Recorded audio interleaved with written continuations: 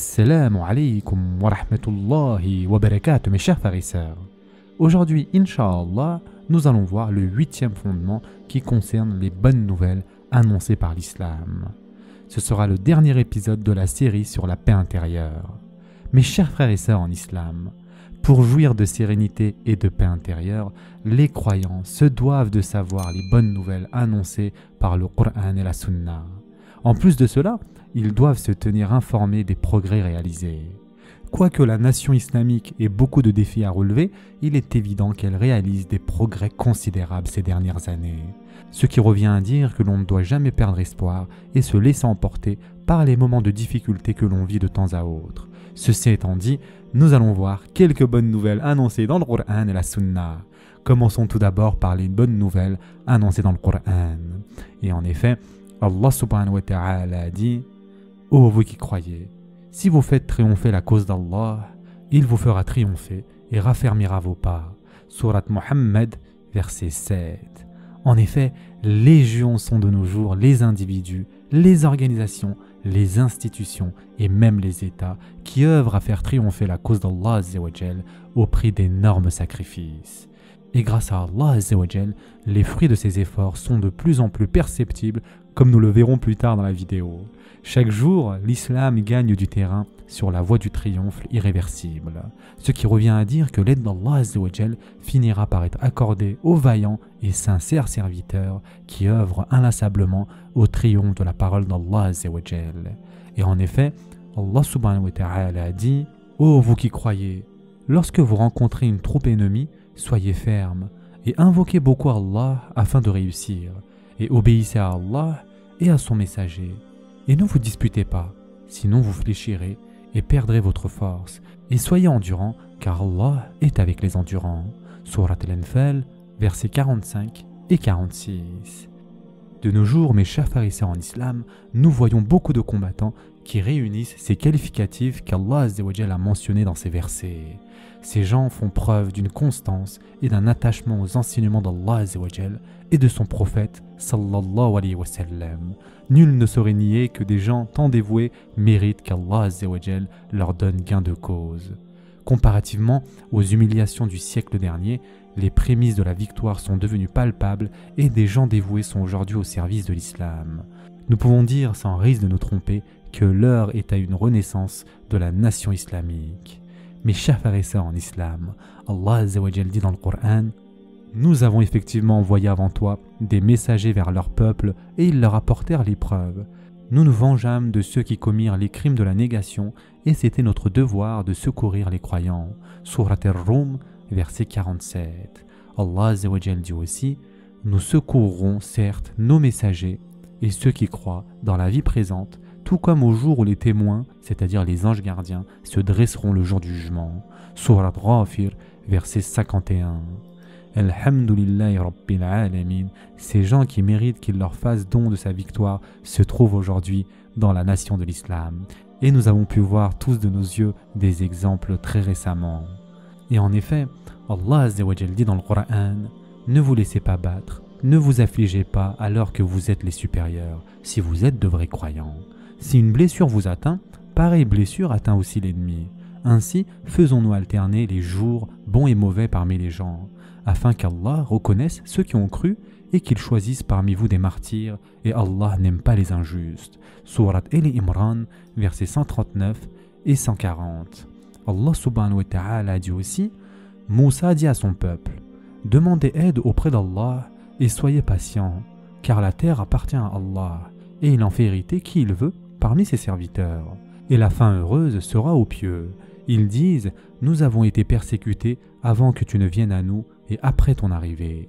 Il dit, il se peut que votre Seigneur détruise votre ennemi et vous donne la lieutenance sur terre, et il verra ensuite comment vous agirez. Surat Al-Araf, versets 128 et 129. Mes chers frères et sœurs en islam, voyons maintenant les bonnes nouvelles annoncées dans la Sunna. Ebu Qabil dit « Nous étions chez Abdullah ibn Amr quand quelqu'un l'interrogea. Laquelle des deux cités se soumettra la première, Constantinople ou Rome ?» Avant de répondre, il demanda que l'on l'amène un coffret à anneaux, duquel il sortit un livre et il dit Alors que nous étions en train d'écrire chez le prophète, sallallahu alayhi wa sallam, quelqu'un l'interrogea. Laquelle des deux cités se soumettra la première, Constantinople ou Rome?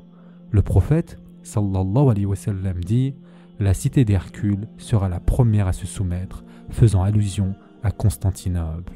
Et ceci a été rapporté dans le Musnad de l'imam Ahmed. Cette prédiction du prophète sallallahu alayhi wa sallam se réalisera plus tard avec Mohammed el-Fatih, donc avec les Ottomans, qui conquièrent Constantinople en 1453 et qui prit le nom donc d'Istanbul.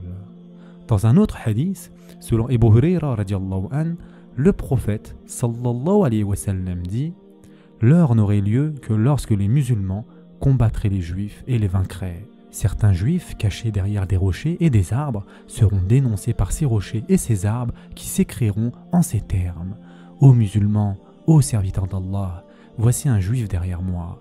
Et ce hadith a été rapporté par Muslim. Mes chers frères et sœurs en islam, ces moments sont très proches, Allahu a'lam, car nos frères en Palestine se sont tournés vers Allah azza wa jal, et nombreux d'entre eux méritent d'être qualifiés de bons musulmans, serviteurs d'Allah azza wa jal. Par ailleurs, une étude historique experte des 4 derniers siècles ne saurait constater qu'une renaissance islamique qui devient de plus en plus incontournable. Nous allons voir, mes chers frères et sœurs en islam, quelques aspects de cette renaissance. Tout d'abord, il y a bien évidemment la prise de conscience générale. Les musulmans n'ont jamais été aussi conscients des complots internationaux. En effet, la prise de conscience et la compréhension sont des facteurs très importants. Les échecs subis par le passé ne s'expliquent que par l'inconscience des moments de décadence. Légion sont ces gens qui exposent les musulmans par ignorance à des situations désastreuses. D'ailleurs, il y a 2 cas d'école que tout musulman devrait connaître. Le premier, il s'agit de Mustafa Kemal, qui s'est surnommé, entre guillemets, Atatürk. Et ensuite, nous avons en Égypte Gamal Abdel Nasser. Et donc ces 2 cas devraient être étudiés par tout musulman. Mais alhamdoulilah, summa alhamdoulilah, ces moments d'ignorance se conjuguent maintenant au passé. Ensuite, nous avons la marche vers l'éradication des transactions usurières. C'est vrai que les efforts fournis pour éradiquer le système et les transactions se basant sur l'usure sont de plus en plus notoires dans plusieurs pays islamiques. Les 30 dernières années furent témoins de l'émergence de plus de 200 grandes sociétés financières et banques islamiques. Il fut un temps, la presse nassérienne se moquait du docteur Issa Abdo, rahimullah, quand il voulut fonder des banques islamiques. Cette évolution vers une islamisation de l'économie illustre un grand attachement aux enseignements divins. Et Allah Azza wa Jal dit à ce propos dans le Coran: ô les croyants, craignez Allah et renoncez aux reliquats de l'intérêt usuraire si vous êtes croyants. Et si vous ne le faites pas, alors recevez l'annonce d'une guerre de la part d'Allah et de son messager. Et si vous vous repentez, vous aurez vos capitaux. Vous ne léserez personne et vous ne serez point lésés. Surat al-Baqarah, versets 278 et 279. Mes chers frères et sœurs en islam, de nos jours, un grand nombre d'officiers et de soldats des armées des pays arabes et islamiques sont devenus religieux, alors que 40 ans auparavant, rares étaient ceux d'entre eux qui accordaient de l'importance aux enseignements de l'islam. Ils interdisaient même aux soldats d'effectuer leurs prières. En plus de cela, ils étaient rongés par les péchés capitaux auxquels ils s'adonnaient sans vergogne. Nous pouvons affirmer que les officiers et soldats des armées islamiques deviennent de plus en plus aptes à relever tous les défis. Ensuite, il y a l'attachement des femmes aux préceptes de l'islam. En effet, les ennemis de l'islam se sont attelés depuis des lustres à éloigner les femmes musulmanes des préceptes religieux avec plus ou moins de réussite. Il fut un temps où l'on trouvait rarement des femmes voilées dans les métropoles islamiques. Un grand intellectuel et poète disait une fois que pendant les années 60, il était très difficile pour les jeunes qui cherchaient à se marier de trouver une femme qui acceptait de se voiler. Au-delà du port du voile, les femmes musulmanes se sont engagées à prendre une part très active aux efforts politiques, économiques et sociaux de la nation islamique. Un grand nombre de brillants jeunes hommes et de brillantes jeunes femmes doivent aujourd'hui leur bonne éducation à ces vaillantes femmes. Et l'apothéose de cette prise de conscience féminine fut la lutte acharnée menée par les femmes palestiniennes qui consentent des sacrifices que peu d'hommes accepteraient de consentir. Aujourd'hui, tous ceux qui tentent de blasphémer l'islam se trouvent confrontés à ces femmes éclairées. Il y a aussi la propagation de la vraie culture islamique. 60 ans auparavant, les ouvrages islamiques étaient très peu sur le marché des livres. Mais de nos jours, alhamdoulilah, les livres qui traitent de l'islam sont souvent les plus vendus lors des différentes foires. D'autant plus que la qualité de ces ouvrages islamiques s'améliore de jour en jour. Il y a bien évidemment aussi une évolution fulgurante des médias islamiques. 30 ans auparavant, rien ne représentait l'islam dans le paysage audiovisuel et médiatique. Grâce à Allah Azzawajal, les chaînes de télévision et de radio, ou sur internet, que ce soit les vidéos sur YouTube, sur les réseaux sociaux, il y a énormément de contenu islamique qui pousse de nos jours comme des champignons, proposant une grille de programmes contenant des émissions de qualité, à même de remplacer ces émissions qui propagent l'immoralité dans nos sociétés. Alhamdulillah, tous les membres de la famille peuvent trouver sur ces chaînes ce qui sied à leur goût sans avoir à s'exposer à la débauche. Et comme nous l'avions dit, il y a cette renaissance islamique. Au début des années 70, rares étaient les jeunes qui étaient prêts à consentir des sacrifices pour l'islam. Grâce à cette renaissance dont nous sommes témoins, les volontaires qui œuvrent pour mettre en valeur les enseignements de l'islam se comptent en millions de jeunes femmes et de jeunes hommes qui ont le grand mérite d'être d'une pureté exemplaire et d'un dévouement à nul autre pareil. Ces jeunes font preuve d'un attachement inébranlable à la religion d'Allah Azzawajal avec leur niveau intellectuel très élevé.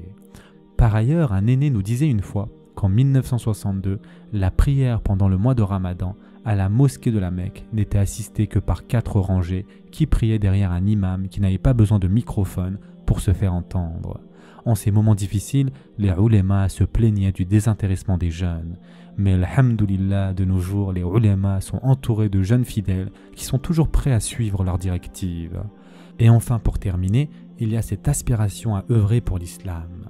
Des millions de jeunes musulmans, hommes et femmes, aspirent à sortir la nation islamique de sa léthargie. Certains impies sont très consternés par ce nouvel élan et tentent par tous les moyens d'éloigner ces jeunes de leur noble aspiration, en propageant la débauche dans la société et en poussant ces jeunes à perdre leur temps à de futiles occupations. Grâce à Allah Azzawajal, légion sont les jeunes qui ont su vaillamment contourner ces stratagèmes sataniques et qui se sont ensuite concentrés sur des choses concrètes et utiles au développement de leur nation et à son progrès. Un simple regard sur les différentes manifestations islamiques qui drainent des millions de participants suffit à montrer l'ampleur de cette évolution positive. En plus de cela, la présence islamique de nos jours dans les médias audiovisuels et sur Internet n'est pas des moindres. En somme, la nation islamique est résolument engagée dans la voie d'une nouvelle ère de succès grâce à cette nouvelle génération dont Allah Azzawajal l'a dotée. Enfin, nous devons tous nous rendre à l'évidence que certains font main et pied pour que nous abandonnions nos nobles aspirations. Face à ces actes mal intentionnés, nous devons rester plus attachés que jamais à notre religion, car la vraie obéissance ne saurait se limiter à celle qui se fait en des moments d'aisance. Qu'Allah Azzawajal nous accorde le raffermissement sur la voie de l'ultime triomphe. Ce sera tout pour aujourd'hui. En attendant, prenez soin de vous mes chers frères et sœurs, et à très prochainement, Inch'Allah.